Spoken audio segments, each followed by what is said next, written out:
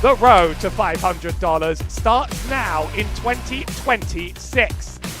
Welcome along to the CRS Sim Racing Championship 2026 here, presented by Garage ID. This time we're doing a road season on the schedule. 6 fantastic road courses with the Master MX-5s and tremendous grids. Maui Burrow is here to bring you the show, and I'm alongside DLB TV as ever, who I hope can hear me because we're having random technical issues. Let's go! There we go. Let's go! Welcome everybody! It's CRS season! I'm hyped up! We got Peter Saddington in here as well. MX-5 racing, my friend. You know this. You know the road racing. You know the ranges. What are we in for here tonight? It's going to be a lot of cars to get on this grid, and there's going to be a whole lot to follow over the race. 45 minutes here at Lime Rock Park. Fast and furious, sweeping turns everywhere. Very easy to run into other cars on the track. Let's hope they all try and make it through in one piece. I'm so excited. So this is the track where there's a couple tricky turns around here. Can we talk a little bit about them? I mean, I think there's some, we're going to see some trouble in. Which turn are you most concerned about? The first one, super wide, sweeping, goes out wider and wider as it goes on, and it's very hard to not run into someone. But we are running the tough chicane on the road as well as you go up the hill. It's a tough braking zone, and all of a sudden you just run into other cars on the way. You'll want to try and get past people going up this hill, but at the same time, you're going to run into problems very quick if you push it just a little bit too hard next to another car. I'm excited. So, one question a lot of the drivers had was fuel mileage. So, from what I've seen, we can make it about 46 laps on fuel. So, it's going to be very close to the end. It's going to be very close on if we can make it. Indeed. 45. Can you guys hear me? I can, but you know what? Something's gone wrong on DLB's end the whole way down. So I can hear you, he can hear me, but sometimes it's all going a little bit weird. It's great to have a tech gremlin to show up. Just checking in, just hoping that you guys can hear me. Excited for this season. We had an amazing season, NASCAR last season. We had some pros show up. We have some pros showing up, I believe, for the MX-5 Cup. We got $500 of money and prizes on the line for this championship. Super excited. We're going to have so much fun. And we have a very big starting grid. So I think we need to get to that sooner rather than later. Up to 40 cars were allowed to qualify. I'm not quite sure how many hit the road, but Thomas Bellman from France made the P1 on the grid with Dailas Dubankas Brady's. That's my best shot at that from Lithuania in P2 just behind. Further back on the grid, we have Doran Moffat and Torsten Olsen. Caden Pado and Arjan Talwa. Nathan Safrian and Cole Wilson ahead of Jack Friedman and Logan Wilson in the 9 and 10. DLB, give me the next 10. So here we go. We got Jack Williams and Cameron McLean back here in position number... we are currently looking at car number 22, Jason, and so he's starting 13th, 14th. Whoo, that's a cool looking car. Car number 14's back there. Car number 14 starting P14. So how about it? So one big thing that Peter said there, as I'm jumping back in, is $500 prize pool. Jonah Bryan, he's a driver we need to watch out for. But that $500 prize pool, $500 to the champion. Oh boy, that means we are going to be points racing here tonight. David Williams throwing off the grid in the 19th position. 21st, Peter Saddington. How about it? Holden returning. He's starting in position number 22. So this is what I like to call the danger zone. Luke Mann rolling off the grid in position number 24. And then we got Zachary Delpa, position number 26, returning. He was here for our NASCAR division, and now he's going to be ready to go road racing. Caden McDaniel starting in the 28th position. How about it? Jacob Mills starting 30th. At this point, you just hang in the back, man. And that's going to round out the grid here and today. All the times have been laid. Justin McCall is going to lay them out. And we are green flag racing at Lime Rock. Send them into turn number 1. I was not expecting it to quite hit that fast. Standing start on the road. Turn 1 very wide. You really don't want to try and run too wide for too long. Thomas Bellman gets away with it pretty well, and it looks like most of the cars have worked it out. Almost 2-3 wide. Further down in the back, Cole Wilson moving up a few places. We have one black flag on the road, one car off the track as well. That's Zachary Depper gone off the back. Further back, up ahead and front, the 4 of Dalius Brady's is going to try and take down Thomas Bellman into our first braking zone here onto the chicane. No big trouble yet. This is the tricky part of the track. Everyone's going to survive for the most part through turn number, for lap number 1, but back here is where the chaos is going to truly unfold. This is where you got to keep your eyes open. Somebody completely missed it. It's the dump mobile hard into the wall. That's Caden Pado. He's taken a meatball flag. I'm going to try and catch every one of these moments and watch him back later when we have a chance. There's so much going on this grid to count. But first, Dalius, I think he's going to try and make a move for P1. That's Torsten Olsen making a big dive up the inside of turn 1. But if you go too deep into turn 1, you get cut back on straight away. Donny Mulfit loses that straight away. Arjun Talwa, he's off the track. He's gone wide. Plenty more drivers going to do that over the course of the race today. And a huge gaggle up here in the middle. This is Zach Freeman leading Nathan Southby and Zach Williams next to Logan Wilson as they chase, and this might be too many cars to fit into that chicane. Oh, it's gonna be nuts. If one person misjudges here, they're gonna stack in. There they go, they're sending 3 wide. They're gonna make it behind them, and oh, big contact. They're hopping the curbs, and now 3 wide, and they're wrecking, boys. Stacking them in, just 1 car around. Is everyone gonna miss him? Please don't roll back up onto the track. So far, so good. This is the MX5 Chaos we came here for. What is this, a battle up front? They're racing it out hard right now. The race is on. Some of these pace games are wild. But right now, Thomas is leading the field. Getting nuts. That 4 is all over his rear bumper. Just waiting for him to make a mistake. Waiting for him to slip up. Waiting for him to leave the door open so he can come in pouncing heavy.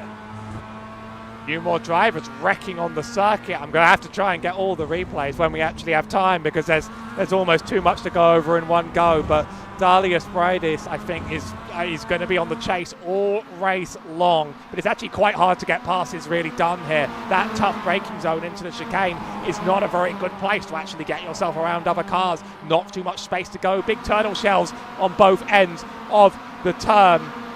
Christian Barnes is a car I can always see from a mile away because he's put anime all over the side. That one's Oshinoko, thank you very much. And he's pushed his way all up the field to P15, made it quite far up from behind. We have a lot of wreck cars. Jake Rodriguez has a meatball flag, so is a Korean van NMM. Well, we have 5 meatball cars. I mean, I'm going to have to try and work out quite what happened to every single one of these because there's just a ton everywhere.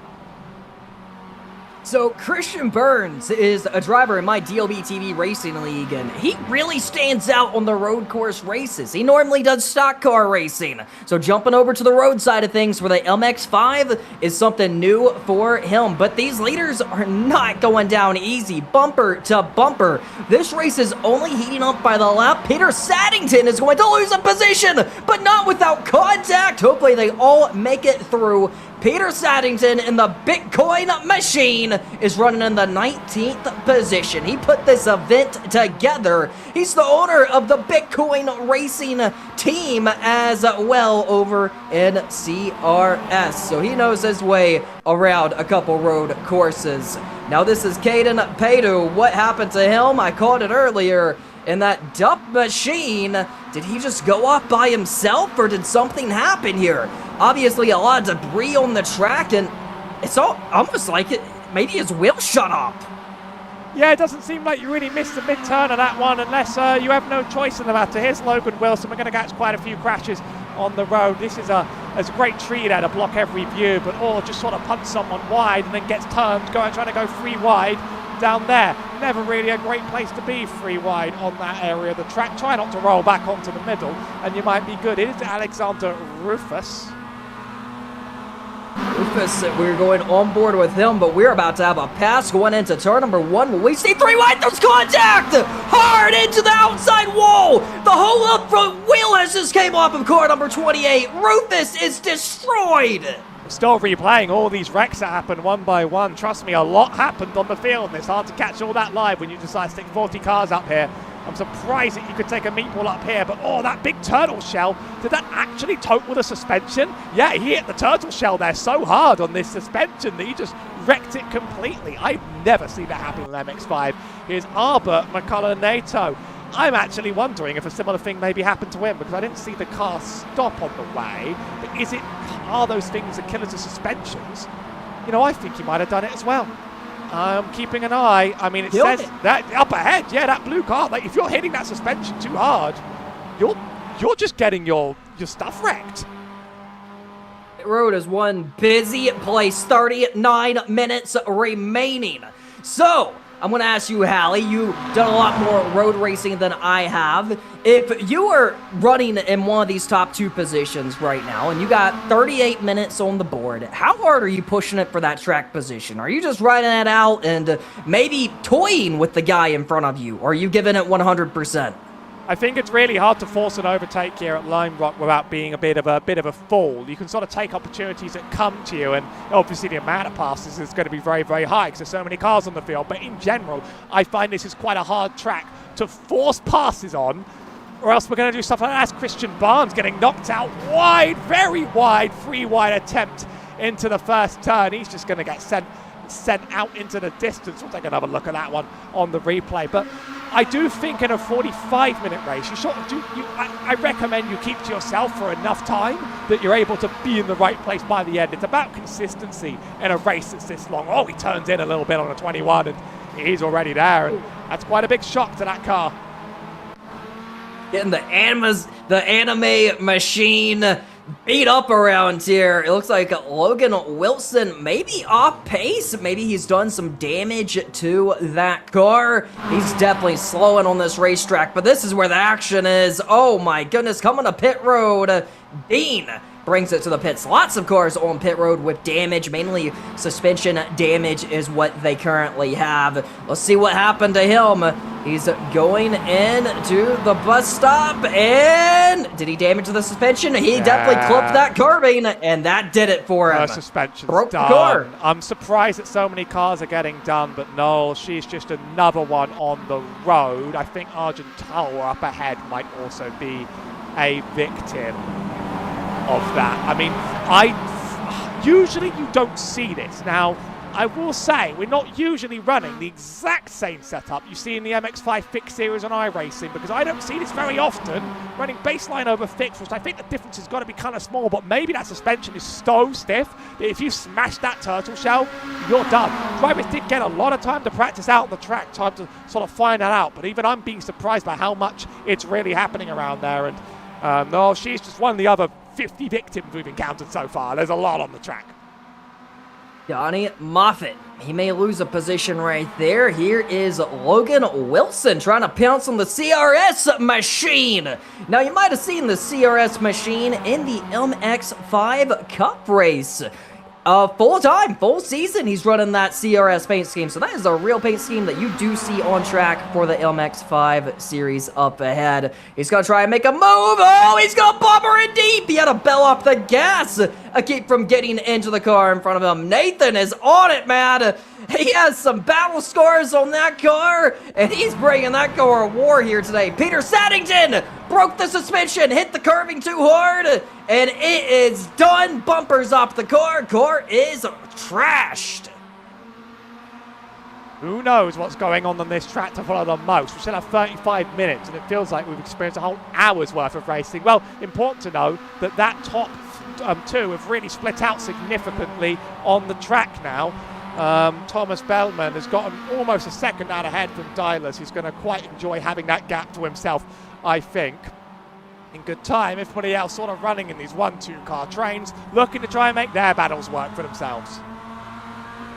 Jason on the 22 machine. I mean, I love these onboard cameras. You really see what the drivers are battling up ahead. And sometimes it's a challenge. Do you want to throttle up? Do you want to get on the brakes? And we're seeing a lot of brave drivers here today. Side by side up ahead of him. This may be a tight battle. And at this stage of the race, do you lay over? Do you give it to him? Or do you race him out? Jack Freeman's on the move. He is flying through the field up to the 7th position now and still continuing to climb. This is big. We got a car wreck. That's Donnie Moffitt. He was running top 5. His car is destroyed. What happened to Donnie? I'm not sure if something was maybe already damaged. We've seen a lot of it on the road. It was something very weird. We're just going to have to keep an eye, I think, on the... He tries to make pit lane, and there's... because his suspension's been destroyed by the turtle shell as ever. Are we going to get away with any cars aren't being literally, like, destroyed by the bump here? What did you do, DLB? What did you do setting these guys up with stiff suspension on this bump?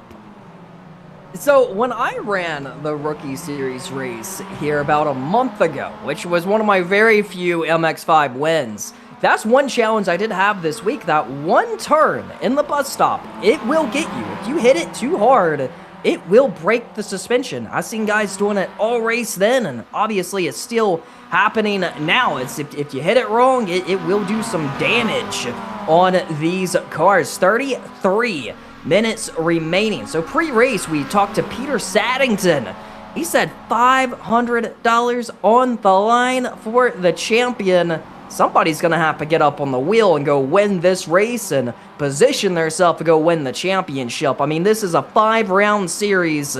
If you want to make it to the end of the season, you got to survive Lime Rock. And taking a look at the schedule, I mean, we got the Charlotte Roval coming up next week. We got VIR. We got some other fun tracks on the schedule, but I'll say Lime Rock definitely is the shortest track on the schedule. That's our P2 runner down and out.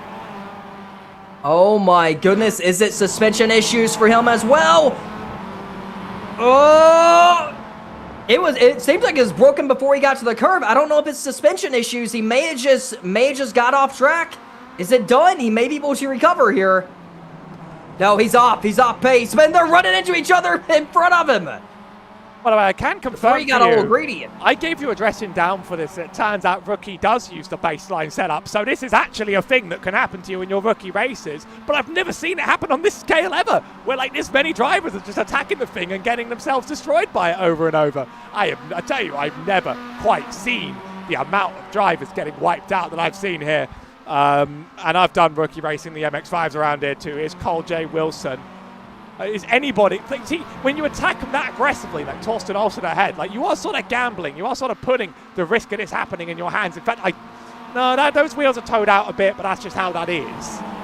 Very, very unusual that it's sort of crashing down so much. Thomas Bellman leading the race very comfortably from the front. Worth noting, most of the other top drivers have had problems. Our 4th place driver, Cameron McLean, started 12th, one of our better gainers this race, but I think our biggest gainer might be Luke Mann, started 24th, now 9th.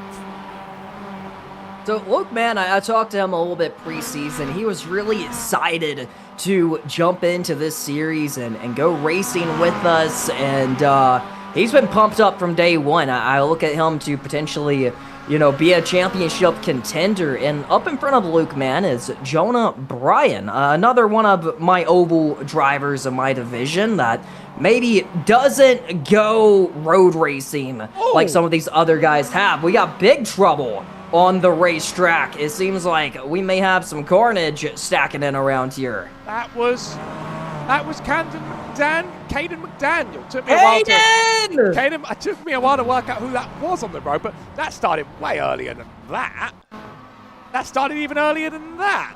So I think a lot of things just happened here, and let's go into the chopper and do this CSI, crime scene investigation. For once, it wasn't the curbs, all right? We found a new villain around here, and that was already really, really unsteady under the brakes around there. Probably putting too much heat into the tires. Now, that doesn't wreck your car by itself, but I'm worried about this rejoin a lot.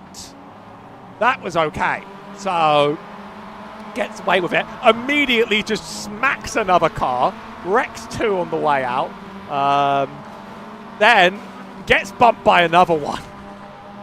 He is just trying to make the pain end at that point. Caden McDaniel, college kid. I believe he's going to college for engineering, I believe. And his college allows them to work on race cars, which is really cool. So obviously when he found out, CRS and how we work with college students, he was all in for this. He wanted to show up to this event. He didn't know much about road racing coming in, but he made sure that he wanted to be a part of the action. It looks like Jason in the 5, car number 22 is making the move, but Jack Freeman continuing to survive and advance these positions. Every time we go on board with this guy, he's just on it, man. It's 100% all gas, no brake. He is hauling it around here. And they're going to go side by side in front of him. Here we go, going into 1. Who's going to make the pass, or are they going to slow it down a little bit? Potentially a crossover by the 22. He's going to look to the bottom. Nearly contact, but I think everyone's going to make their way through. The action is only heating up. 29 minutes remaining. The 29 trying to cross over. He's going for the 4th position. Cole Wilson also trying to pounce. There's action all over this racetrack right now. Side by side, and this is going to be coming into the bus stop. You got to back her down.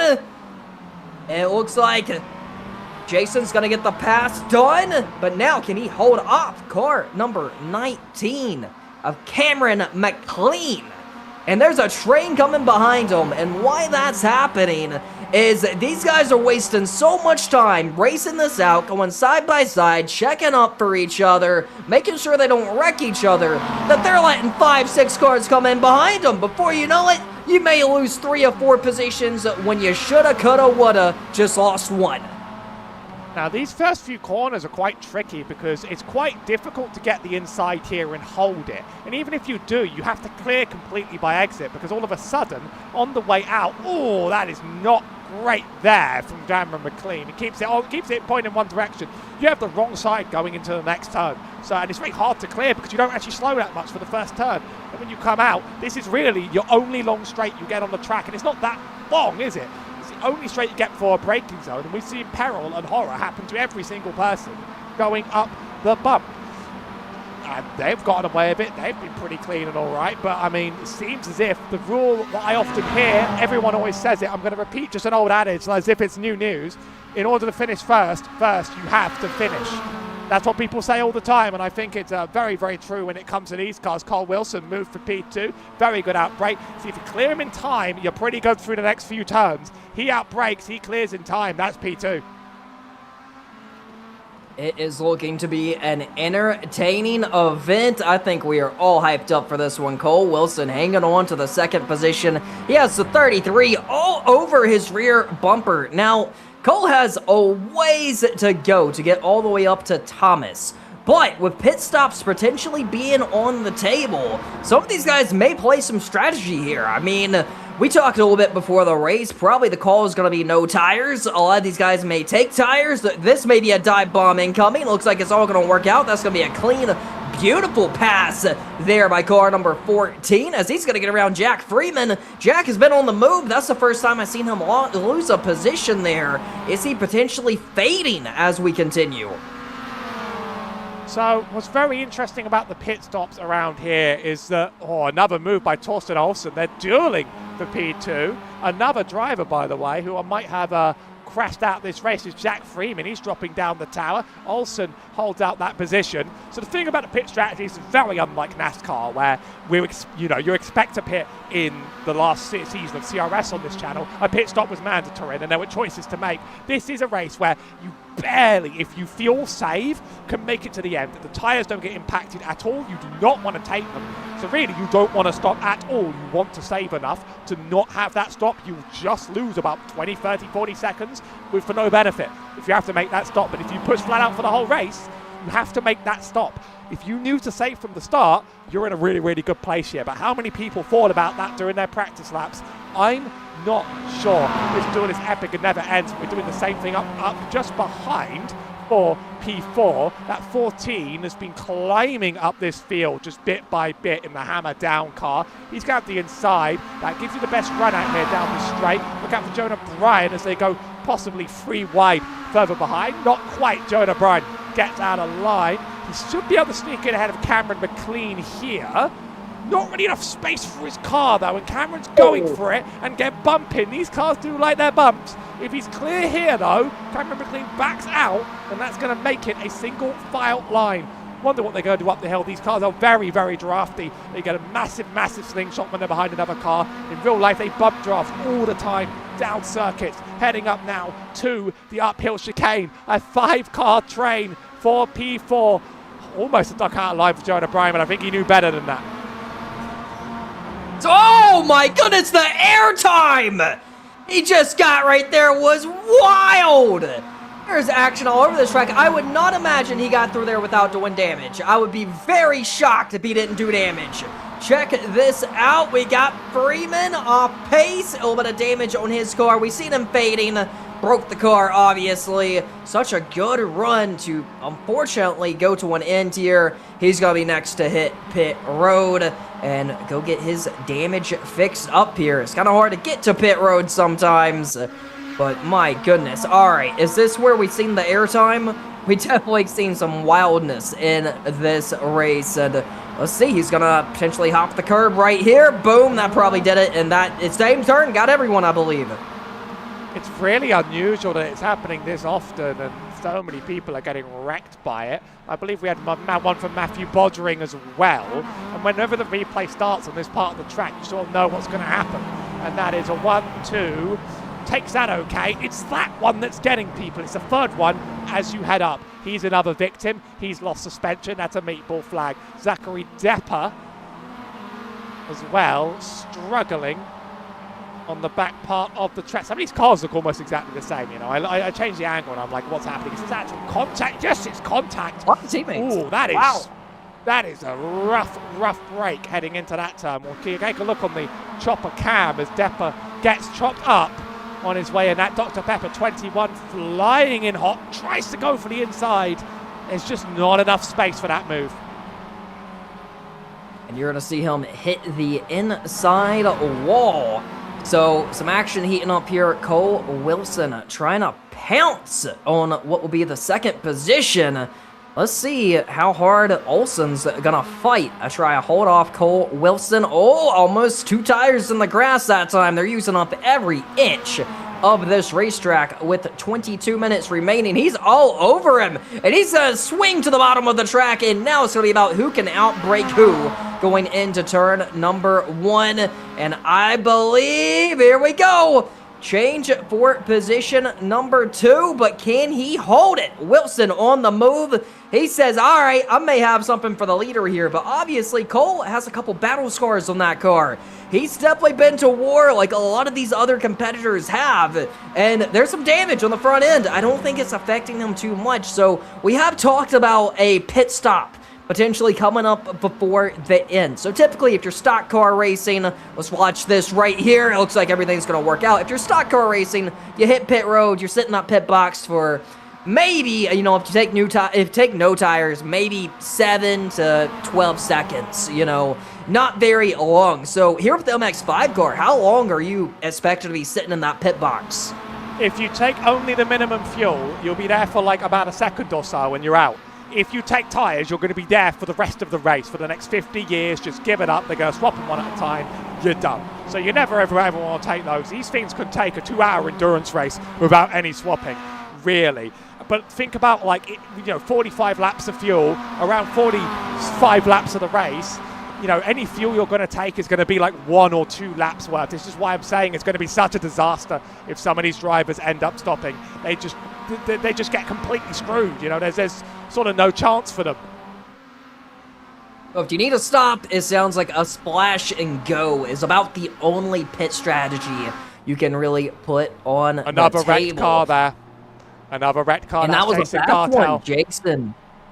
He was really fast to start this one off, and then to add insult, he's going to miss his pit box, and man, definitely some damage being done here, but we're watching the gap. It doesn't look like, I mean, Thomas is running away with this thing in the 26 machine. I thought for a moment that Cole Wilson might be able to run him down, but man, class of the field. I mean, just look at the handwork with the steering wheel. So steady with it, running the track so smooth, and I'm sure if you watch him every time by, you know, he's making sure he's not eating up the curbs. He's making sure that he's not putting himself in a dangerous position. If he sees lap traffic, he's making sure he's not wasting time to get around them. You know, and that's where this race will be won at. But obviously, if you're the fastest car on the track, you're going to be the first one to pit road because you burned the most fuel. And what's most interesting is, and you're going to notice this across this season compared to last one, is you know, I have all the love for NASCAR in my heart when I say this. This is not a dig on it at all, but one of the things about oval racing, especially in iRacing, is the fastest driver does not always win. With the cautions and the pit strategy and tracks at like Daytona, you know, it's so much about being in the right place at the right time. Whereas on a road race, you can just run away. If you're the fastest, you can just go. And as long as you don't hit anything on the way, nobody's stopping you from being the fastest every single lap and disappearing off into the distance forever. That's what Thomas Bellman's just been doing, you know, like nobody in his way, nobody to compete, had to battle in like the first lap or so. Other than that, his opponent wrecks his car, and then all he needs to do is not wreck his car himself. And it is a very different kind of racing. It certainly is needs less excitement in some ways, but it certainly means if one driver's good, they could dominate a whole season, just uncontested. Absolutely. So, looking up front, I see Jonah Bryan running in the 5th position.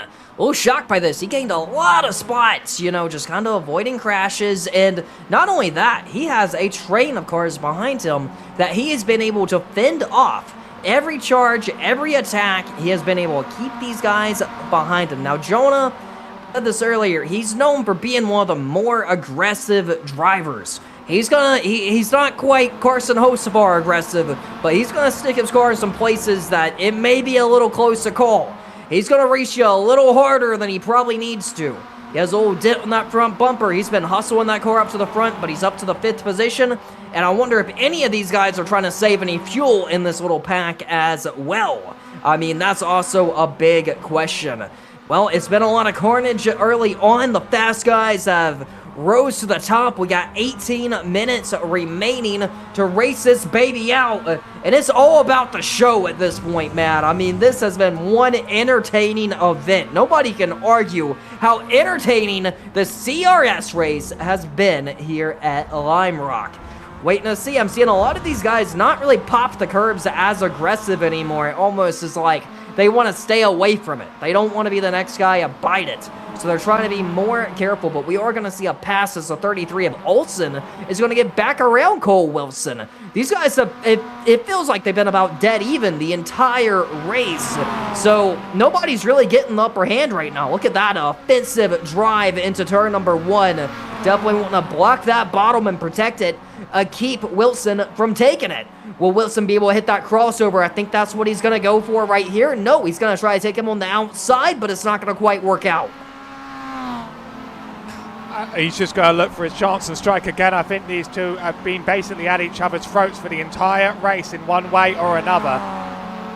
They're just going to keep going and going and going and going, I think. All the way to the end, I would absolutely keep an eye on these guys. All the way, every lap it goes up that chicane. And yes, this setup has been very fragile. This is indeed the setup you get to use in the fixed series, and it has been fragile and it's fallen apart every single time we've looked at it. So it's been very interesting. I wasn't expecting to see that sort of like experience, watching so many just wipe out on the hill. Next week, same time on the channel, same place, we'll be going to Charlotte Roval, which is one of my favorite tracks in all of iRacing. Love that place to absolute bits, but Death Hairpin is going to be Death Hairpin for a lot of drivers. They're going to have to try and navigate that. Walls very close to the track in turn 1.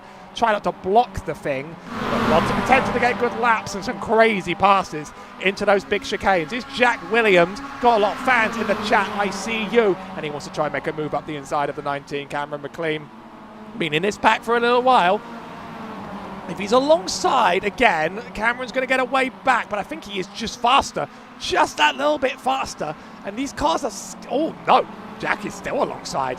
That's going to make this tough. They might be challenging each other up the chicane. These cars are so nimble. Early this week, I covered a race in Kia Optimus here. They were struggling to make it through turn 1. Mazda MX-5s, they are nimble, they are adaptable, they go wherever you send them. They offer them a lot of oversteer that you have to control. They're really, really peppy, and you can pretty much do whatever you want with them. So what we're seeing right now is this battling for position number 2 just continue. And you know, so far, I gotta say, both these drivers have had a lot of respect for one another. They may not know each other or ever raced with each other before, but I will say, both of them are showing respect. Nobody has mowed over anyone here. They have just been bumper to bumper. They'll make a clean pass when they can, but as the clock ticks down, they know at the end of the race, this isn't just a race for the win. This is a race for a $500 prize at the end of the season. This is a race for the championship. This is a race to make a name for themselves. And, you know, they make it more aggressive, and here we go. We're seeing it now. A bit more defensive driving, a bit more of I'm going to fake you out, a bit more of I'm going to challenge you and see if you open up that door. Now, at what point does the bumper come out? I have no idea. I think it's going to stay clean as long as it can until somebody slips into a mistake. Now, this is a track where it's easy to have kind of short tempers. I mean, they say a lot with the oval racing, short track, short tempers. Well, that applies for road racing as well. When you're on a track this small, it's easy to get rear-ended. There's no long straightaway where you can just break away from the field. So you gotta keep your head set in the right place. You can't get a bad mindset. You can't beat yourself. And a lot of these front runners, especially in the top 5, are doing an amazing job of that. Now, some of these guys are getting a little aggressive with them bumps again. You just hope that they don't make the mistake and overshoot it by 2 inches and end their race, end their day. This car produces quite inverse results that you really expect on these tracks, because we talked about the long straights. I mean, if we went to Daytona, what you would find is that cars would just be in a massive draft train down the straights, just bump drafting each other down. So really, this car's sort of always is close no matter where you send it, because these races are close, and then the long straight tracks are also very, very, very close. Got quite the exciting schedule. All 3 tracks on iRacing, Charlotte Roval next week, then Virginia, the longest straight on the schedule. Osher Slaben, love that technical parking lot of a track, and then Summit Point, which is a roller coaster thrill ride, one of my favorite tracks in all of iRacing, on March 29th. All tracks you could race in the Rookie Series. There are some experienced drivers here and some that barely have a license that have just started. Such as our race dominator, Thomas Bellman. That was a lap car that went off, I think, by the way, Arjun Talwar. So just ducking out of the way of traffic the best way you can. But like, Cole Wilson is 4K. And then we have a rookie driver up in front. There actually is contact all over the track now. So let's just go for these one at a time. I think Peter Saddington and Jonah Bryan just got together in a bad way. Oh boy, so Saddington had a pit earlier, get some damage repair. Oh no! I wonder if Jonah came down or Peter came up. Obviously, Peter's trying to get out of the way here in this scenario. And at Not too the same sure time, what happened. Here's Green Van Enneman with the 26, also gets sent in the same turn. Oh! Spins instantly. Some of these lapped cars coming back out after getting their damage repaired. You know, it's definitely looking a bit tricky. David Wilson on pit road with damage as well. Car number 37. Let's see what happened to him. Jake Rodriguez, and he's going to get hammered. Bumper's going to come off the car. So some of them guys are running, you know, 5th through 9th. I mean, we had a pretty big herd of cars there that weren't really breaking away. Cole Wilson still holding on a 3rd, still having a respectful battle here for that 2nd position. Now, Thomas, who is leading this race, man, he is gone. He's in a different zone. He has checked out. He has a 24-second lead. He is gone. But he has a lot of lap traffic that he is having to maneuver around. You can see he definitely drove it in pretty deep right there, just making sure. Look at the line of traffic he has in front of him. I mean, I'm sure his onboard looks crazy right now. All he sees is traffic. And you look to his right, more cars are coming off pit road. He probably feels like he's a target on this racetrack. Worth noting, we have 2 black flags come out. iRacing give these automatically when you hit an incident limit. The incident limits are incredibly high here, by the way. You need to get 28x for a penalty and then 35 for a DQ. Yeah, make it almost double that of iRacing for a DQ for your penalty. Well, Jason Gartel just took a black flag. So did Zachary Depper just take a black flag. I've got to say, if you're collecting 28 incidents in this time, you have been involved in a lot of trouble on the track, and maybe you do need that drive-through to think about what you've done today.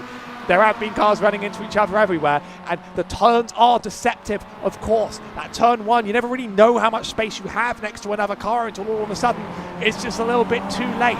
Cars been running into each other, trying to intersect lines into 2, 3, and 4. That's why Lime Rock's such a tough place to start this championship, to be honest. It really, really pushes you to have to know who's around you and know the lines they're taking. Can be very, very brutal, and it leads to incidents all the time. I think this battle for P2 is going to continue to erupt. Cole Wilson behind Torsten Olsen. No sign that anyone's going to need a pit stop quite yet. It's an estimation of exactly 45 laps, so everybody might be good to the very, very end. Just about, because the laps are almost exactly a minute from the leader, which makes it exactly 45, and we had sort of that starting time. So it's looking kind of good for them here. But Cole Wilson, what do you think of the odds that he actually makes his strike? He's been passed every time he tries, but it only matters where you are on that last lap. You know, that's what I was just thinking about. He can go for the pass. Both these drivers have proved that they're going to race each other hard. Both of them are about dead even on speed. I'm sure Cole Wilson feels like he's a little faster, as he should. I mean, he probably feels like this guy's holding him up. I think he's going to strike a few times, so I think for the most part, Cole is probably going to look at this as in, I'm points racing, I can get out of here with a top 3 and march on to the next 4 rounds and contend for this championship. How many chances do I want to take just to gain 1 point? Well, here he goes. We're going to find out because they're side by side. He's going to hop the curb a little bit. Cole Wilson is a brave, brave soul. He's not going down easy here tonight, man. I thought he had points race here. He wants that position, and what he's trying to do now is get that pass done, and if he can't get it done, he's trying to make Olsen mirror drive. He's trying to make him say, hey, this guy behind me's in attack mode. Maybe I should back it up. I think he's going for the pass, and then leave the door opened. So we're going to see Cole Wilson really play some games here. He's going to look like he's going to dive it in from 5 car lengths, knowing he can't make the turn.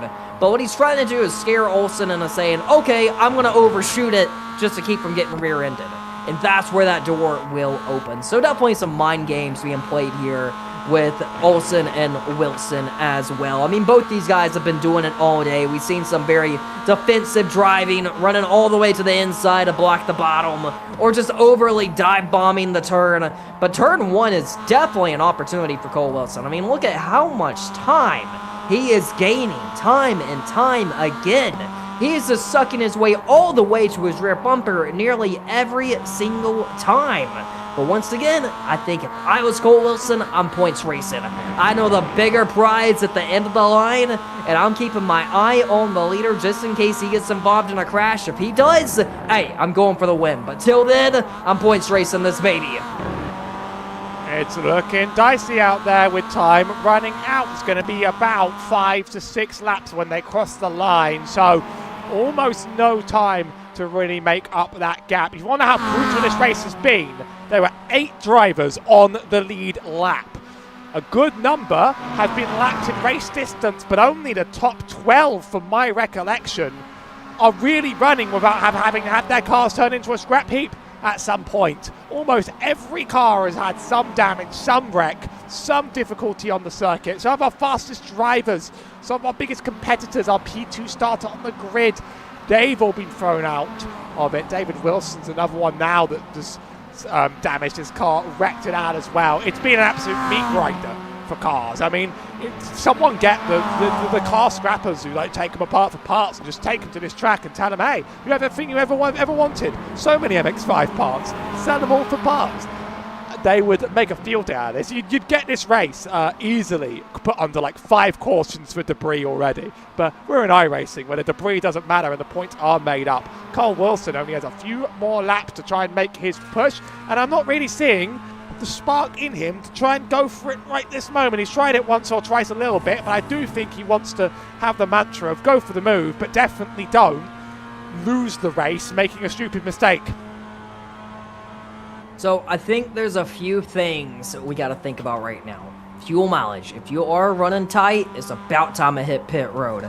That's the first thing I have in mind. There's a chance they make it to the end, but I feel like not everyone will make it. It may be a little bit tricky here. Now, I also want to talk about a few names inside the top 10. Christian Burns running in 10th. Jonah Bryan, 9th.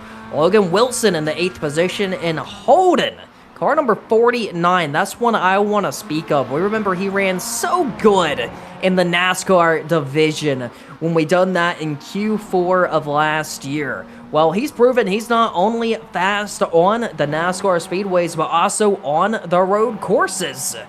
And Cole Wilson still trying to attack, man, but he's just riding this baby out. We got 4.5 minutes remaining. It's time to put it on the line, boys. We're about to be in for one heck of a show here, one heck of a finish. I'm excited. I feel like anything and everything can happen here till the end, man. We don't know. The leader can get taken out by a lapped car. The leader can run out of fuel. Will anyone have the fuel to make it? We got 4 minutes to figure it out. We don't know who's going to win this baby. But right now, Cole Wilson is in the grass. He's stepping over that edge, getting a little too aggressive, kicking the back tires in the dirt, making sure he does no damage. But hey, he knows it's go time and he's willing to take some chances. We haven't seen Cole lay down all day. He's not doing it with 4 minutes remaining. To be honest, there may be fast drivers in this top 10, but I'm not counting the top 10 as the 10 fastest. I'm counting them as the 10 that survived.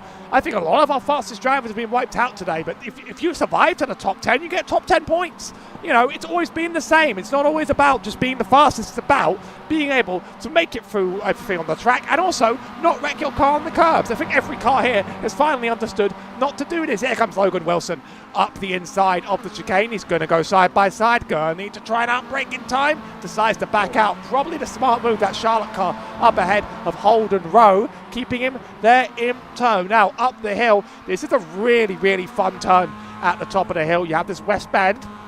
Slow down just a bit, and then you fly down the hill, almost flat out onto the start finish. This isn't a corner that makes all the difference, but it's fun, and getting it right is so important on the track because you just get momentum, and getting momentum is going to help you. Carson Nieves takes up a black flag, by the way, another who's hit the incident limit on the circuit. Hold defense to the inside for Holden Rowe, but that defense slowed him down so much that Logan Wilson might be able to make the move anyway. Side by side, he's still got clearance. That's going to give Logan the perfect line going to the next turn, and that'll be his move cleared up.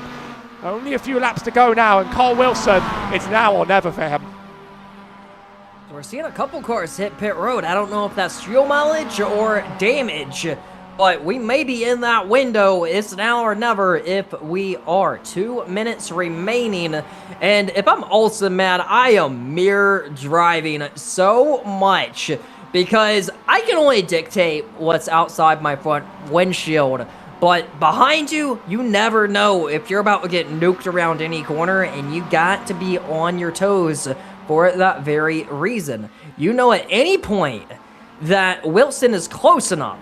Right here, great example. He's close enough to put his bumper in. Whether if it's enough to make the pass, I don't know. But he's close enough to put his bumper in at any moment. And we have seen, especially in the last 2 laps, he has really stepped up that aggression level. I mean, he's been in the dirt, he's been in the grass, he's been everywhere, but in front of Olsen here as of late. And definitely using up all the racetrack he possibly can. So we talked about the incident limit.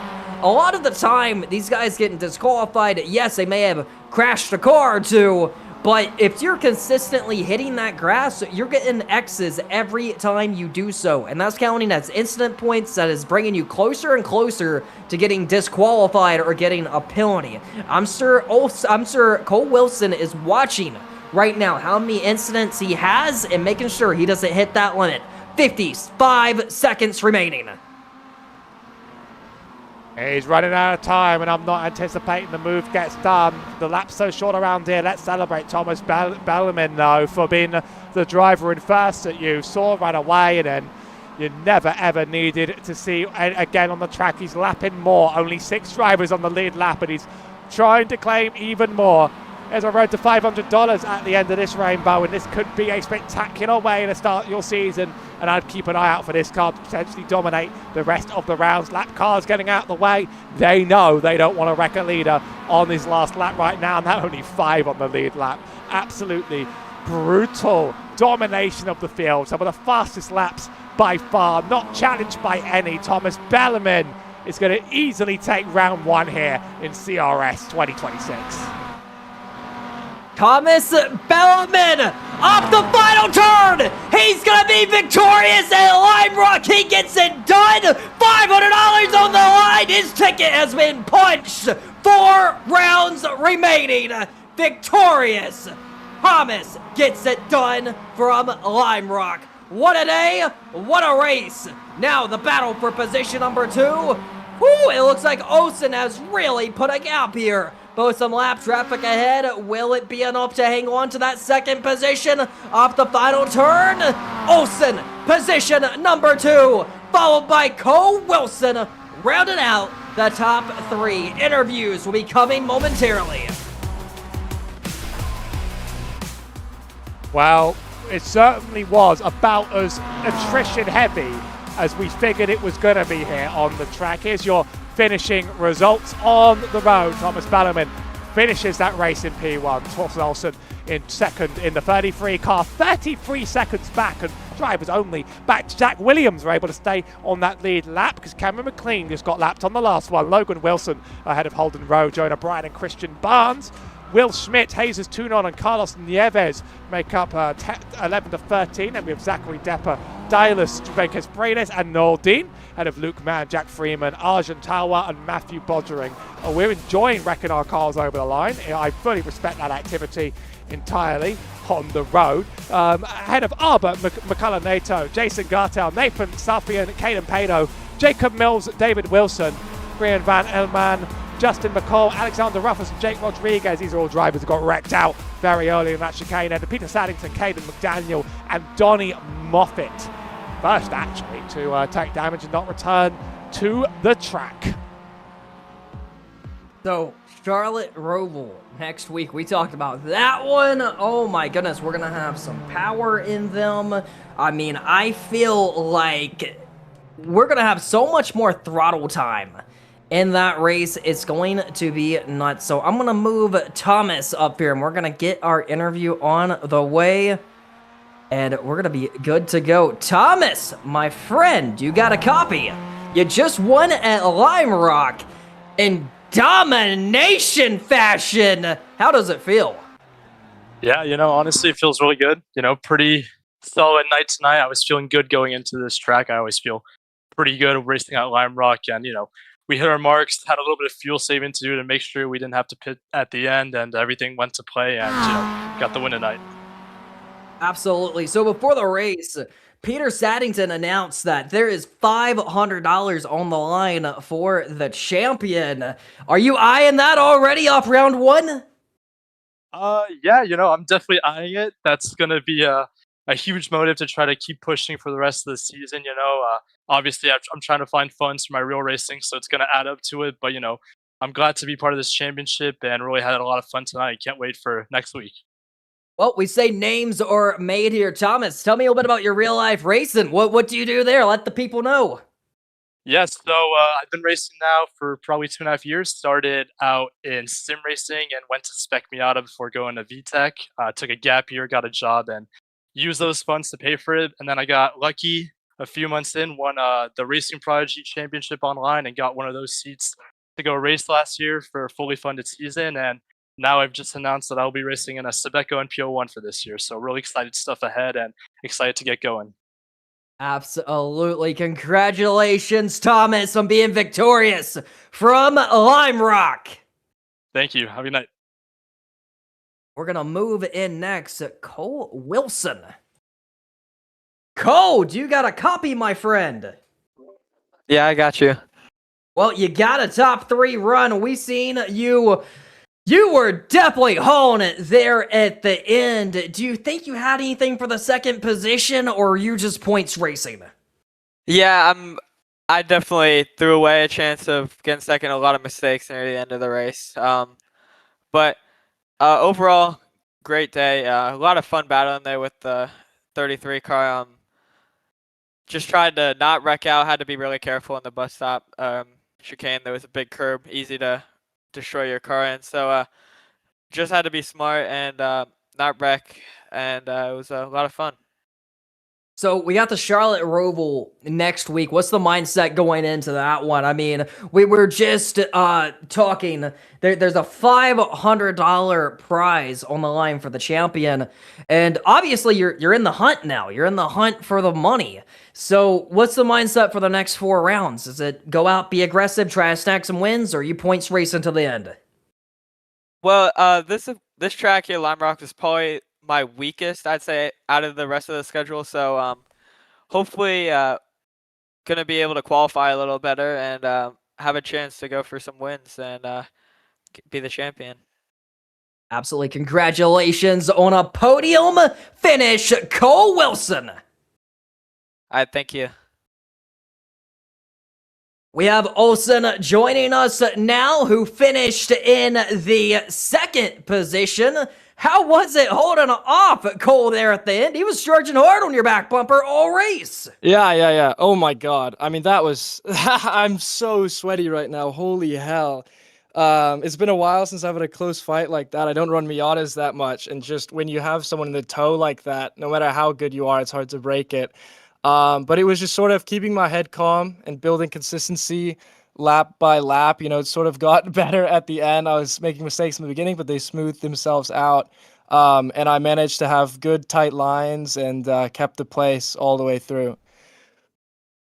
It was awesome watching you guys go head to head. Well, you're also in the hunt for the $500 prize pool for the champion with getting such a good finish here tonight, a podium of position number 2. What's your outlook for the next 4 rounds? Is it go out points racing, or are you just going to do whatever you can do a win week by week? I mean, hell, the opportunity to race for points is a very exciting thing for me. I think if I can, I'm definitely going to try. So I'll probably be doing some real practice, real data analysis, and see what I can do with the championship. It's all very exciting at this point. It's going to be an exciting championship hunt. I look forward to see if you can be there at the end. Round 1 is complete. Olsen with the position number 2. So, Hallie, what do you think about the event here tonight? I mean, it was exciting. It was a bit chaotic at some points. It was a bit destructive at other points. But I think for the most part, so we had some cool battles. I was expecting chaos in many ways. Regardless, not sure. it was one heck of a show, man. I Very was expecting exciting. some chaos, but I'm not sure I was expecting cars to just like destroy themselves on the chicanes. I've never seen it was definitely a fun one. Charlotte Roval coming next. I swear he week. can't hear me. So I'm looking forward to what we can do with the Charlotte Roval. I've been speaking, DLB. Gotcha, Hallie. It's been going out to the stream. It sounded crazy. I'm not sure what's going on there. But anyway, I was expecting carnage. I was expecting attrition and cars going into each other. I wasn't expecting them just to jump each other on the chicane so much and smash their suspension in. That was a new one to me, and I'll be very interested to see if anything similar happens at the Charlotte Roval. Those turtle shells, brutal, man. It's going to be a slower track, Charlotte. You better believe it. That infield, very technical, and every time you try going fast, you hit 2 very big chicanes. The Monsters are so agile around it, though. They just hit every single turn excellently well. It's going to be an absolute treat. And I would imagine the mile per hour range compared to this one is going to be so different if you think about it. I mean, I think you're probably going to be topping out at a way higher pace. But we'll see how it all plays out. And man, I'm just excited for what's on the line here with Charlotte. It's round 1. I think everyone's just really pumped about what we have going on and just excited for the future. So with that said, hey, we're going to cap off the stream with that one. I appreciate all you guys for tuning in here tonight. Super high viewership. Pumped up. I'm pumped up. I know all you guys are pumped up. Thank you all for coming out and tuning in. And with that said, we'll catch you guys in the next one. Come back 8 p.m. next week.